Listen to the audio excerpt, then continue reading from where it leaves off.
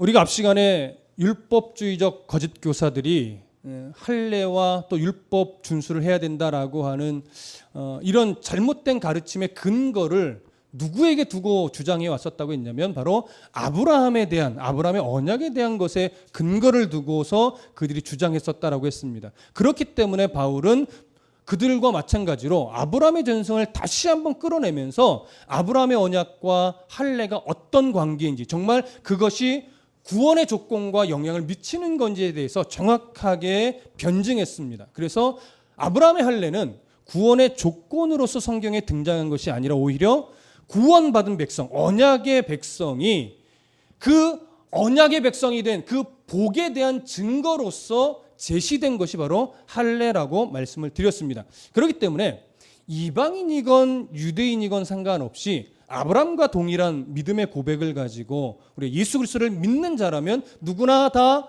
혈통에 매이지 않고 아브라함의 자손이며, 그렇기 때문에 아브라함에게 약속됐던 복을 모두가 다 누릴 수 있는 것이었다라고 해서 할례를 중심으로 저번 시간에 말씀드렸습니다. 오늘은 이제 아브라함이 할례를 중심으로 변증을 했다면 이제 오늘은 율법을 중심으로 변증을 합니다. 자, 그것이 이제 10절로 들어가는 내용인데요. 10절 다 같이 읽겠습니다. 시작.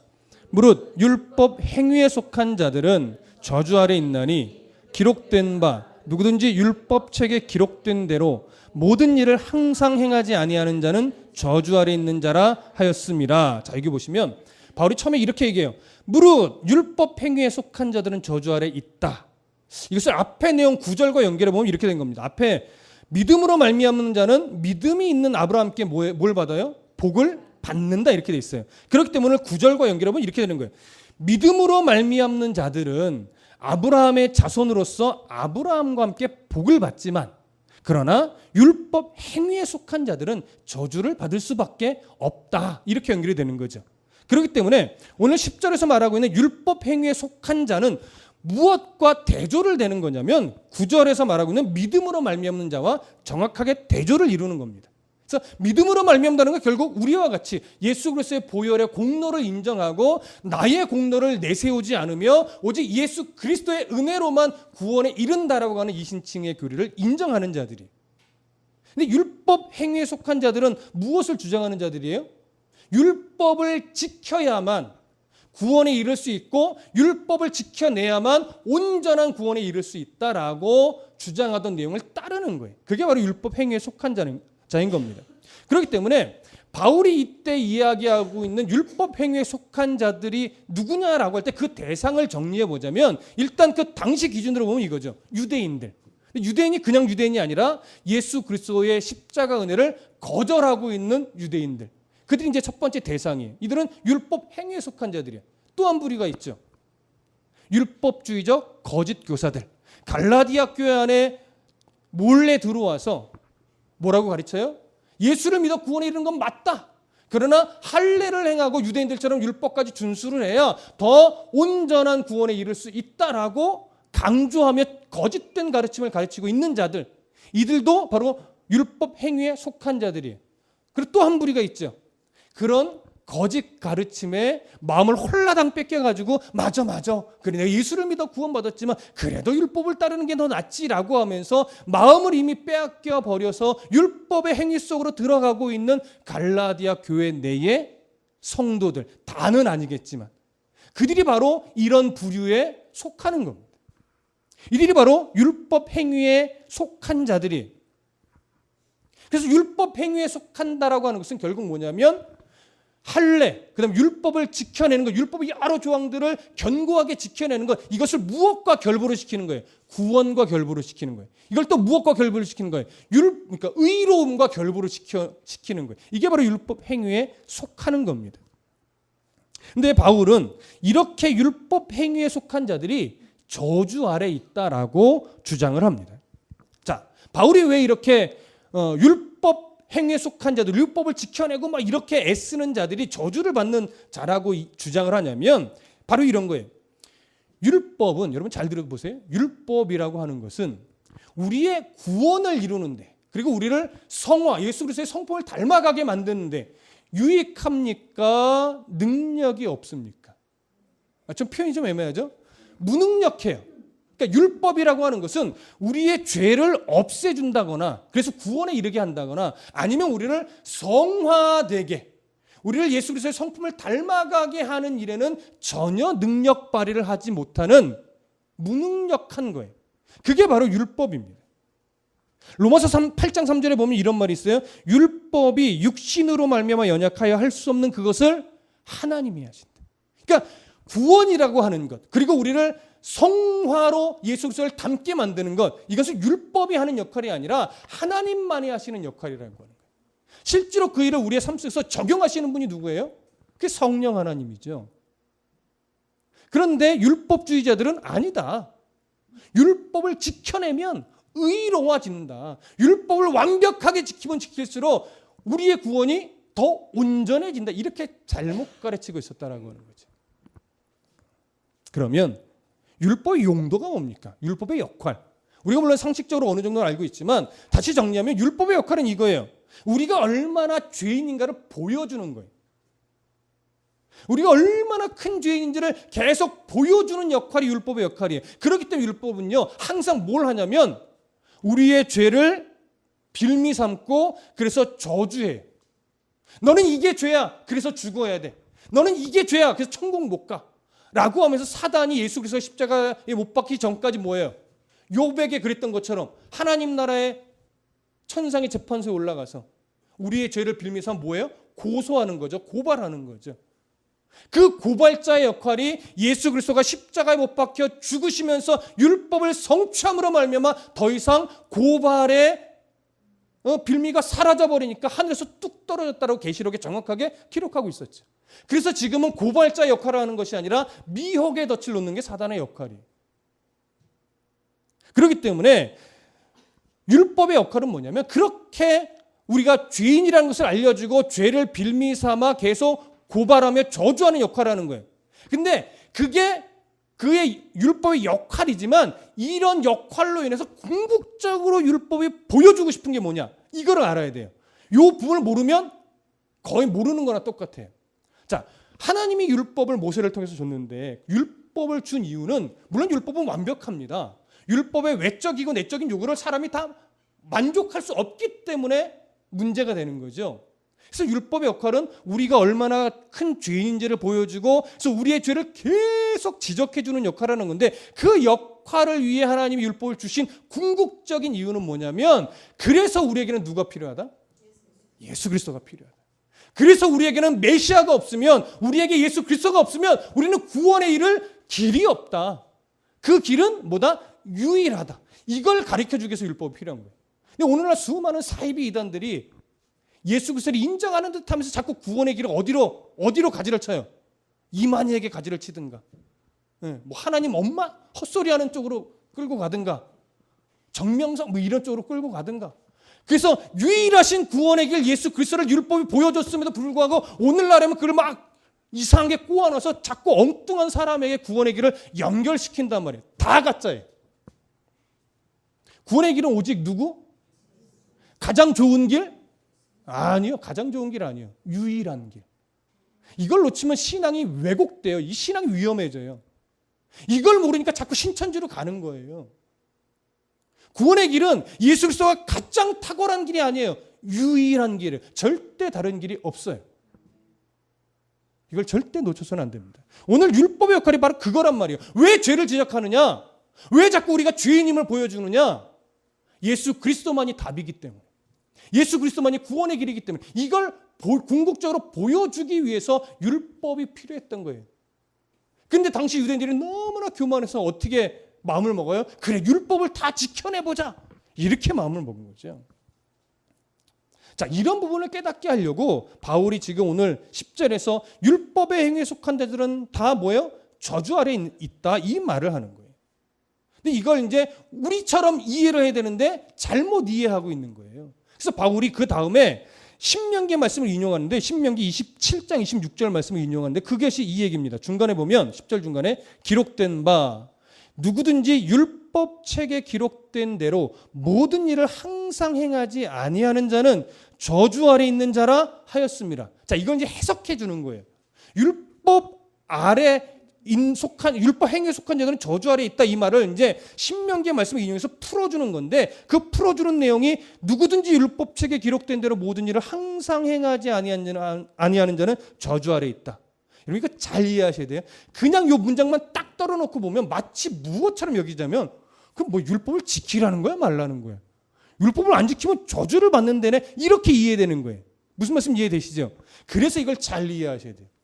모세가 이 말씀을 이스라엘 백성들에게 낭독하면서 이 계명처럼 줄 때 이 당시는 어떤 상황이냐면 시내산에서 다시금 하나님 앞에서 시내산의 언약을 갱신하는 의식 속에서 주어진 거예요. 이 말이 무슨 말인지 알겠어요? 다시 들어보세요. 모세가 이 말씀을 왜 줬냐면 시내산 언약을 다시 갱신하기 위해서, 말하자면 예배 의식이라는데 갱신하는 예배 의식 중에 이 말씀을 던져주는 거예요. 자, 이 말씀이 무슨 의미인지 잘 모르시겠죠? 왜 목사님이 이런 말을 할까? 잘 들으세요. 이 얘기는 뭐냐면 모세가 이 말씀을 줄 때 이 말씀이 이스라엘 백성과 언약을 체결하는 내용으로서 준 것이냐를 묻는 거예요. 이 말씀이 언약을 체결하는 내용일까요? 그러면 이 말씀대로 해야 되는 거예요. 그렇지 않으면 정말 저주에 놓이는 거예요. 오늘날까지도. 이 말은 언약을 체결하는 내용으로서, 언약이 체결되는 조건으로서 주어진 내용이 아니라 이미 언약을 맺은 자로서 그 언약을 잊지 않고 확증하기 위한 의도로 이 얘기를 꺼내놓고 있는 거예요. 무슨 말씀 이해되세요? 이것은 무엇과 동일한 맥락이냐면 아브라함에게 할례를 줄 때 할례는 언약을 맺기 전이에요? 할례를 준 게 언약을 맺기 전이에요? 언약을 맺은 후예요? 언약을 맺은 후란 말이에요. 이미 언약을 주셨고 그래서 아브라함과 언약을 맺은 이후에 그 언약이 하나님 앞에서 얼마나 중요한 언약인지를 기억하게 하기 위한 확증의 도구로 할례를 주신 거란 말이에요. 그러니까 할례는 구원의 조건이 아브라함 때도 아니었어요. 이거 우리는 앞에서 계속 확인했던 내용이에요. 마찬가지로 율법을 지키지 않으면 저주를 받는다는 차원의 내용은 뭐냐면 이미 너희들은 언약의 백성이다. 언약의 백성이기 때문에 그 언약의 백성이라고 하는 증거를 뭘로 하라? 하나님 주신 말씀, 이 율법을 지켜내는 것으로 해라. 근데 다 못 지키는 거죠, 당연히. 다 못 지키니까 뭘 줬어요, 하나님이? 정결의식이라든가 속죄 제사라든가, 그래서 제사 제도를 줬단 말이에요. 완벽하게 못 지키니까. 그렇기 때문에 이스라엘의 제사 제도는 항상 누구를 지향하고 있어요? 이 율법을 완성하실 예수 그리스도를 지향하는 거예요. 그래서 이스라엘 안에 있는 모든 제사 의식은 불완전한 제사예요. 속죄가 완벽하게 이루어지지 않아요. 유효기간이 1년입니다. 1년. 무슨 말씀인지 이해되세요? 1년짜리 효과밖에 안 되는 제사예요. 그래서 그 제사가 계속 이어지면서 결국 누구 때로 끝나는 거예요? 예수 그리스도의 십자가 사건으로 끝나는 거예요. 왜? 더 이상 그러니까 불완전한 제사를 드릴 이유가 없는 거예요. 왜? 예수 그리스도께서 완전한 제사를 성취하셨기 때문에. 무슨 말씀 이해되시죠? 그런 차원에서 율법을 준 거예요. 계속 기억하라고, 언약을 잊지 말라고. 그러면서 너희들의 언약을 지켜내는 것이 얼마나 불완전한 존재를 깨달으라고 제사제도까지 주시면서. 이게 은혜죠. 이게 은혜죠. 그런데 문제는 뭐냐면 이 율법을 아예 의도적으로 거절을 하는 거예요. 율법을 가볍게 여기고 경홀히 여기면서 율법을 안 지키려고 그래. 그럼 그건 뭐라는 증거예요? 언약 백성이 아니라는 증거죠. 그리고 내가 언약 백성이기를 거절하는 거죠. 그러니 당연히 그 사람은 뭐 할 수밖에 없어요? 저주를 받을 수밖에 없는 거예요. 그러니까 언약을 단순하게 율법을 지켰냐 안 지켰느냐의 문제가 아니란 말이에요. 못 지키면 뭐 하면 되는 거예요? 제사하면 되는 거예요. 속죄 제사 하면 되는 거예요. 정결의식 하면 되는 거예요. 그건 저주가 아니란 말이죠. 여기서 말하는 율법을 안 지킨다는 것은 의도적으로 거절하든지 율법과 상관없이 사는 이방 민족이라든지 이런 자들은 뭐예요? 저주 아래 놓이는 거예요. 근데 이게 왜 오늘 바울이 이 갈라디아 교회 성도들 앞에서 이 얘기를 하느냐?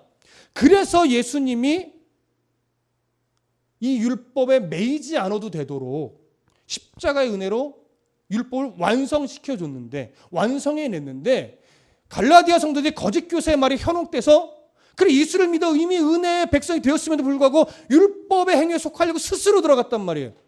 그렇다면 너희들은 이제 율법을 하나라도 지키지 않으면 너는 뭐 받는 인생이 되어야만 한다? 저주받는 인생이 되어야만 한다라고 그들의 그 어리석은 행위를 꼬집는 거예요. 그게 진리라고 말을 하는 것이 아니라. 무슨 말씀인지 이해되시죠?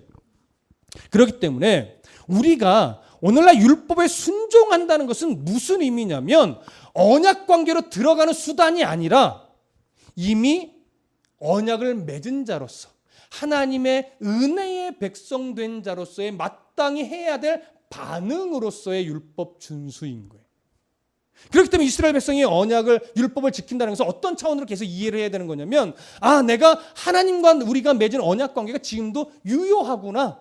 나는 지금도 언약 백성이구나. 이거를 확증하고 확인하는 차원에서 끊임없이 율법을 지켜내는 것이지 율법을 지켜야만 언약 백성이고 안 지키면 저주받은 인생이고 이걸 구별하려고 주신 율법이 아니다라고 하는 것이죠. 그걸 정확하게 오늘 바울이 보여주고 있는 거예요. 자, 무슨 말씀 이해되시죠? 자, 그러면 오늘 우리는 이 말씀을 통해서 뭘 하나 봐야 되냐면 율법이라고 하는 것이 그렇다면 예수 그리스도 이후에 이제는 지키지 않아도 되는 것이냐라고 하는 문제를 우리 하나 해결해야 돼요.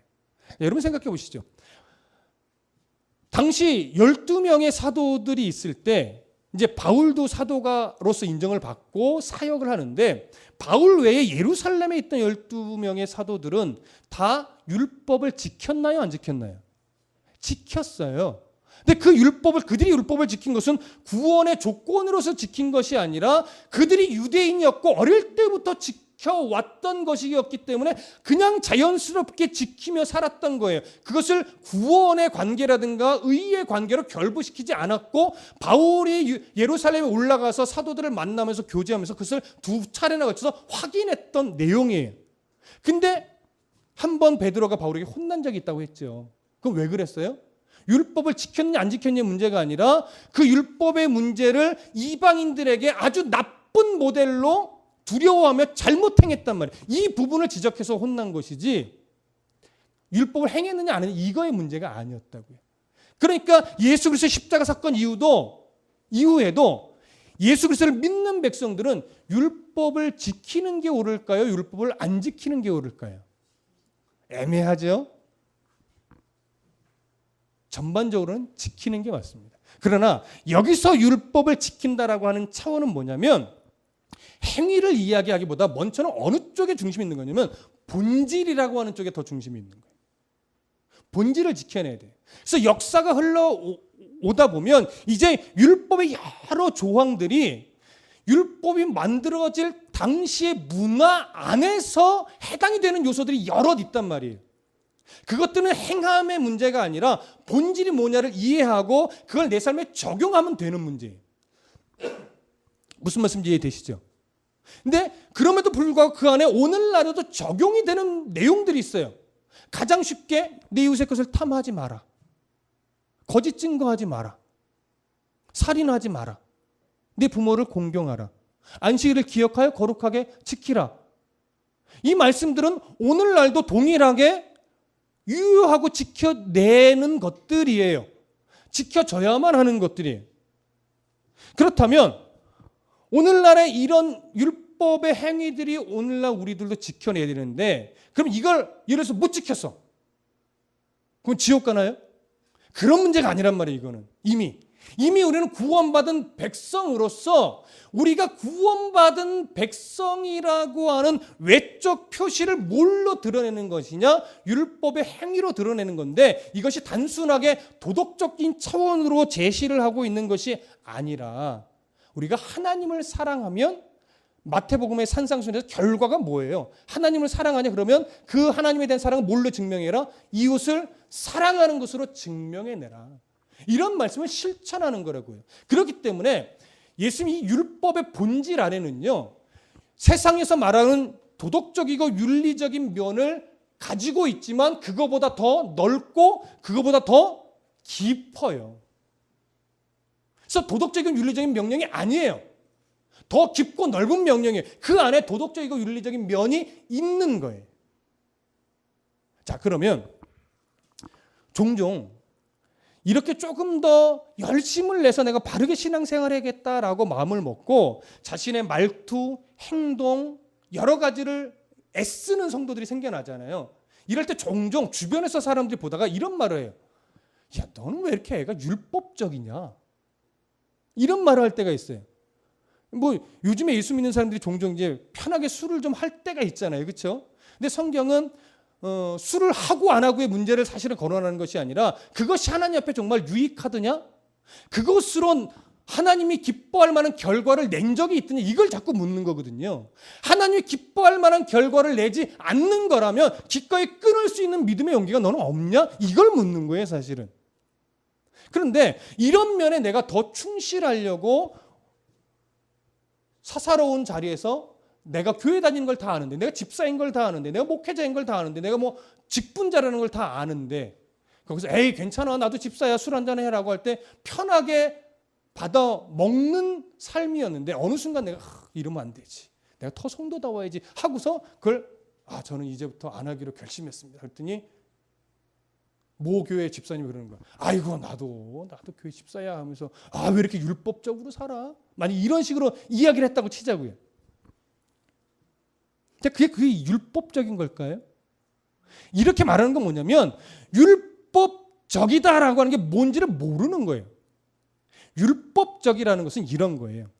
내가 가지고 있는 어떤 신앙의 말씀 안에 자꾸 깨달아가는 신앙의 기준들이 있잖아요. 신앙이 좀 초보일 때는 좀 이렇게 하다가도 신앙이 조금씩 깊어지면 끊어내는 것들이 생겨요. 이제는 요거는 안 해야 되겠다.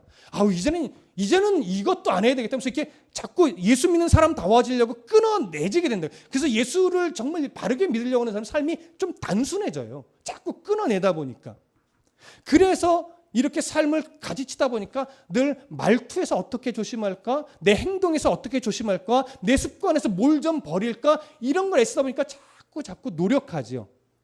이건 율법적인 게 아니에요. 이건 신앙을 위해서 내가 애쓰는 거예요. 근데 조심할 건 뭐냐면 내가 그렇게 애쓰고 절제하고 가지쳐내는 이런 것들이 성경에서 의도하는 바보다 조금 더 오버해서 과해지는 경우가 있어요. 이런 건 조심하셔야 돼요. 그렇게까지는 할 필요 없어요. 그러나 성도 다주려고 노력하는 건 중요하죠. 그러면 이건 율법적이라고 하는 것이 아니라 뭐가 율법적인 거냐면 내가 가지고 있는 이런 신앙의 기준을 가지고 상대방을 보면서 넌 이거 틀렸지 하면서 날카로운 정죄의 칼을 들이대는 것, 이게 바로 율법주의라고 하는 거예요. 그래서 율법주의는 누가 조심해야 되냐면 신앙이 뜨거워지고 있는 성도가 조심해야 되는 거예요. 내가 신앙의 은혜를 받고 뜨거워지다 보니까 막 새벽 기도도 안 빠져, 금식도 해, 성경 통독을 막 1년이면 두세 차례씩 해, 막 제자 훈련 안 빠져, 성경 공부 안 빠져, 막 이러다 보니까 내 안에 뜨겁고 뭔가 영적으로 뭐 쓴 것 같잖아요. 그러다 보니까 그렇게 못 따라오는 성도가 안타까워요. 안타까움까지는 좋았어. 근데 거기다 슬슬 정죄의 칼을 대기 시작하는 거예요. 그렇게 하면 안 돼. 그럼 못난 거야. 이게 어른으로서의 가르침과는 다른 부분이에요. 마땅히 사랑하는 자녀에게 책망하는 부분과 정죄의 칼을 대는 건 다른 부분이에요. 여러분 분별하실 수 있으시죠? 정죄의 칼을 대기 시작하면 그건 율법주의로 가는 겁니다. 무슨 말씀 이해되시죠? 오늘 우리가 바로 이 부분을 오늘 본문에서 깨달아야 돼요. 자, 왜 바울이 그래서 이 얘기를 하느냐? 지금 갈라디아 교회에서는 이 율법주의적 거짓 교사들이 할례와 율법을 해야만 이방인들도 더 온전한 구원에 이른다라고 하면서 뭘 했냐면 그렇게 안 따라오는 사람들, 그리고 바울을 정죄의 칼로 완전하게 지금 들이대고 아예 베어버리려고 하고 있단 말이에요. 그래서 이들이 문제가 되는 거예요. 여러분 스스로 돌아보십시오. 혹시 나는 내 안에 있는 나의 어떤 종교적 의로움 때문에 혹여나 누구에겐가 정죄의 칼을 들이댄 적은 없는지. 알고 보니 나는 율법주의자가 아닌 줄 알았는데 예전에 몇 차례 나도 율법주의자였던 적이 있었구나. 저도 있어요. 네, 없는 것 같지만 돌아보니까 저도 몇 번 있더라고요. 앞으로도 몇 번 있을지는 모르겠어요. 순간 나 혼자 의로워가지고 막 여러분들에게 막 정죄의 칼날을 댈지도 모르겠죠. 그러나 저나 여러분들이나 그러면 안 돼요. 오늘 바울은 그걸 지적하는 겁니다. 그렇기 때문에 오늘 우리는 그러지 않기 위해서 뭘 해야 되느냐? 마태복음으로 가보겠습니다. 마태복음 5장 16절.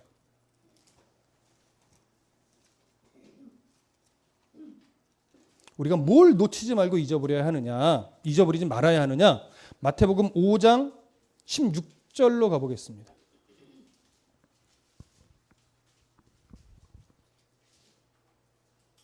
찾으셨으면 함께 읽겠습니다. 시작. 이같이 너희 빛이 사람 앞에 비치게 하여 그들로 너희 착한 행실을 보고 하늘에 계신 너희 아버지께 영광을 돌리게 하라. 그리스도인의 삶의 역할은 바로 이거예요. 그래서 더 착해야 돼요. 바보가 되라는 얘기는 아닙니다. 뱀처럼 지혜롭고 비둘기처럼 순결하고 하라고 하신 말씀 따라서 하나님께 늘 지혜를 구하면서 더 정직하고 더 성실하고 더 겸손하고 더 낮아질 줄 알고 더 이해의 폭을 넓히고 더 용납의 그릇이 크고 이렇게 함으로 우리의 착한 행실을 통해서 그들이 누굴 볼 수 있도록 나를 보는 게 아니라 나를 통해 하나님을 볼 수 있도록 하라는 거예요. 근데 이건 단순하게 율법주의적 행위나 그냥 단순하게 착하게 살아 이런 차원이 아닙니다. 뭘 더 보셔야 되냐면 다시 지금 읽으신 본문의 앞으로 13절부터 한번 보세요. 마태복음 5장 13절부터 16절 함께 읽습니다. 13절부터 16절까지 읽을게요. 시작. 너희는 세상의 소금이니 소금이 만일 그 맛을 잃으면 무엇으로 짜게 하리요? 후에는 아무 쓸데없어 다만 밖에 버려져 사람에게 밟힐 뿐이니라. 너희는 세상의 빛이라. 산 위에 있는 동네가 숨겨지지 못할 것이요 사람이 등불을 켜서 말 아래 두지 아니하고 등경 위에 두나니 이러므로 집안 모든 사람에게 비치느니라. 이같이 너희 빛이 사람 앞에 비치게 하여 그들로 너희 착한 행실을 보고 하늘에 계신 너희 아버지께 영광을 돌리게 하라. 이 얘기예요. 소금과 빛으로서의 너희들의 역할을 뭐하라? 잊어버리지 말아라. 이게 우리에게 주는 교훈입니다. 그러면 소금은 무슨 역할입니까? 짜게 하는 역할인가요? 예. 상하게 하지 않는 역할? 물론 그것도 있죠. 그건 소금이 그냥 가지고 있는 역할이고 오늘 본문에서 소금은요. 맛을 이야기하는 거예요. 맛. 근데 우리는 보통 소금은 뭐 하게 하는 역할? 짜게 하는 역할이라고 생각을 하잖아요. 그러나 여러분 싱겁게 먹는 사람이든 짜게 먹는 사람이든 자기 입에 짜면 좋아해요? 싫어해요? 싫어하죠. 싱거운 사람은 소금을 조금만 넣어야 내 맛이 들어요. 내가 좋아하는 맛이 나요. 짜게 먹는 사람은 조금 더 소금을 많이 넣어야 내 입에 맞는 것이지 싱겁게 먹든 짜게 먹든 내 입에 짜면 싫은 거예요. 내 입에 짜면 소금 같은 건 이렇게 토해내고 싶어진다고요. 무슨 말씀인지 이해되시죠? 그렇기 때문에 소금의 역할은 뭐냐면 제맛을 내는 역할이에요. 제맛을 내는 역할. 성도는 뭐냐면 어디를 가든 나는 거룩한 성도요라고 그냥 툭 튀어져 나오는 것이 아니라 거기서 예수 믿는 자로서 화평을 이루어내는 역할을 해야 돼요. 혼자 튀는 게 아니라 섬겨줘야 될 자리에서는 섬겨주고 앞장서서 좀 나아가줘야 될 자리에서는 나아가주고 그럼에도 불구하고 내가 예수 믿는 자로서 딱 정확하게 끊어야 될 자리에서는 정확하게 끊어낼 줄 알고 이렇게 어디서 무엇을 하든지 내가 있는 그 자리에서 내 역할이 뭐냐, 내가 예수 믿는 자로서의 역할이 뭐냐를 고민하며 행동할 줄 하려고 애쓰는 것, 이게 바로 소금의 역할이라고 하는 거예요. 빛의 역할은 당연히 어둠을 밝혀주는 게 빛이죠. 그래서 그 어둠을 밝힌다는 걸 16절에서 이렇게 설명한 거예요. 너희 빛이 사람 앞에 비치게 하여 그들로 너희의 뭘 봐요? 착한 행실을 보고 하늘에 계신 너희 아버지께 영광을 돌리게 하라. 세상 사람들은 성경에 대해서 잘 모릅니다. 사실은. 조금 아는 것 같은 거지 제대로 알지 못해요. 하나님이 어떤 분인지 그냥 자기들의 종교적인 인식적 차원에서 좀 이해하는 것이지 우리가 믿는 하나님이 어떤 하나님인지 잘 몰라요. 그러니까 그들은 그냥 교회라고 하는 이미지 속에서 목회자라고 하는 이미지 속에서 그냥 성도라고 하는 이미지 속에서 그렇다면 이 정도 수준은 돼야 되지 않겠어라고 하는 자기들만의 기준이 있어요. 근데 그 기준은 대부분 다 도덕적인 겁니다. 무슨 말씀인지 되시죠? 근데 왜 교회가 욕을 먹고 왜 목사들이 욕을 먹고 왜 성도들이 욕을 먹어요? 그들이 생각하는 그 기준에도 턱없이 모자르는 행동들을 하니까 욕을 먹는 거예요. 그래서 교회가 욕먹으면 마땅해요. 사실은 목사들이요 정말 쌍소리 들으면 마땅한 짓 너무 많이 했어요. 우리 회개해야 돼. 목사들 회개해야 되고 직분자들 물론 마찬가지고. 그럼 뭐냐? 우리가 했어야 될 것은 그 추락한 교회의 목회자들의 성도들의 수준 낮은 모습들, 목사의 성적 타락이요 굉장히 심각해요. 목회자들의 물질적 탐심이요 무지하게 심각해요. 이런 것들이 목사들 안에서 회개가 일어나고 그런 욕심 부리지 않고 더 말씀 앞에 겸손하려고 목회자가 더 힘을 낼 때 세상은 그 착한 행실을 보고 하나님을 보는 거예요. 지금 오늘날의 현실이니까 성도들요, 집사님들, 장로님들 똑같아요. 세상은 늘 요즘에 거의 한 수십 년 사이에 수없이 듣는 게 뭐냐면 야 장로들이 더 하더라. 아이고 집사들 더 하더라. 여러분 안 들어보셨습니까? 저만 들어본 거 아니죠? 왜 그런 소리를 들어요? 진짜 더 했거든요. 진짜 더 이기적이었거든요. 진짜 더 욕심꾸러기였거든요. 그 오늘날 착한 행실을 보여준다면 그런 것들의 이미지를 다시 나의 말투와 행동과 겸손의 모습과 실제로 세상 속에서 정직한 행동을 통해서 아니다. 진짜 예수 믿는 사람은, 진짜 하나님 앞에 선 목회자는, 진짜 하나님이 기뻐하는 교회는 네가 생각하는 그런 고정관념 속에 있는 그런 교회가 아니다를 뭘로 보여줘야 돼요? 실제 우리의 삶으로 보여줘야 돼요. 그렇지 않으면 바뀌지 않아요. 그게 우리의 오늘날의 역할입니다. 그 싸움을 하고 계시나요? 그 씨름을 하고 계시나요? 저도 제 자신에게 묻습니다. 여러분들도 스스로에게 물어야 됩니다. 그 싸움에 조금씩 승리할 때에 세상이 우리를 보고 하나님을 보게 되는 겁니다. 덩치 큰 교회를 보고 하나님을 보는 게 아니에요. 크고 작음의 문제가 아니라 우리 한 사람 한 사람의 삶에 살아가는 성도다운 태도, 성도다운 표정, 말투, 이걸 보고 세상은 하나님을 봅니다. 우리 그 역할을 해내기 위해서 오늘도 기도하며 무릎 꿇으며 치열한 믿음의 싸움을 꼭 싸워서 하루하루 조금씩 승리해 가시는 그런 복된 성도 되시기를 소원합니다. 기도하겠습니다.